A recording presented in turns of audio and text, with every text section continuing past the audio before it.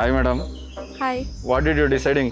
Mohan sir, first ನೀವು ಕೊಟ್ಟಿರೋ ಲೆಟ್ರನ್ನ ನಾನು ಓದ್ತೀನಿ, ಆಮೇಲೆ ಹೇಳ್ತೀನಿ ನಾನು ಏನು ಡಿಸೈಡ್ ಮಾಡಿದೆ ಅಂತ. Deer Rosey madam. Mohan sir, ಅದು ಡೀರ್ ಅಲ್ಲ, ಡಿಯರ್, DEAR. ಆಮೇಲೆ ನನ್ನ ಹೆಸರಿನ ಸ್ಪೆಲ್ಲಿಂಗು ROSEY, ROZI ಅಲ್ಲ. Until I said you for the first time my heart was in attention. Now it is in standard. Every time you coming and asking me, Mohan sir, can I taking PT period to cover English syllabus? Are you only not giving PT period to you, madam? I also giving you my heart, my soul, my life.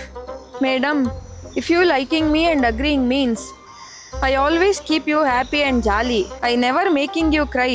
Only time you crying when you cutting onions. Ha ha ha ha.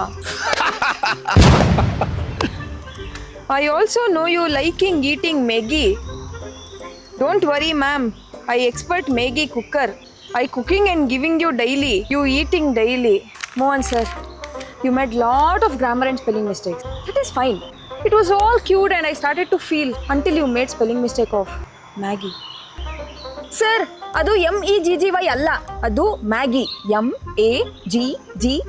ಅಂದ್ರೆ ಇದಕ್ಕೋಸ್ಕರ ನನ್ನ reject ಮಾಡ್ತೀರಾ? I think yes.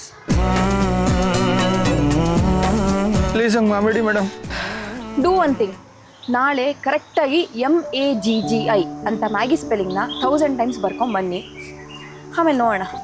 Okay madam, I will doing it. ಹುಡುಗಿ ಮೋಡಿ ನಿನ್ನ ನೋಡಿ